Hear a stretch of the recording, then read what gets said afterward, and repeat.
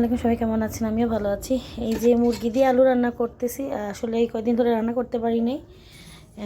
এখন রান্না বসাইছি এটা যে পেস্টটা ভাজা ভাজা করতেছি, আর প্রেশার কুকারে বসাইছি আলু দিয়ে মাংস পোলাও বানাবো। আসলে কী বলবো, আমাদের তো কুলার চাল পাওয়া যায় না, ভাতের চাল দিয়ে পোলাও বানাইতেছি। আর কারণ ইন্ডিয়ান চাল যেটা বাসমতি চাল একমাত্র সেটা পাওয়া যায়। এটা অনেক দাম, বাংলাদেশ এক প্যাকেটের দাম বাংলাদেশে 2000 টাকা। আর এই যে রোস্টটা মাংসটা কুশমির মতো দিয়েছি, আমি ভাজি নাই, রোস্টটা বাগার দিব, বাগার দেওয়ার পরে আপনাদের দেখাবো। আর এদিকে আলুর ঝোল হইতেছে।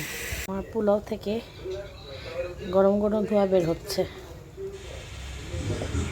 এই যে আমার মুরগি দিয়ে আলু, আর আমার রোস্টটা এখনও হয় নাই, পুরোটা হোক।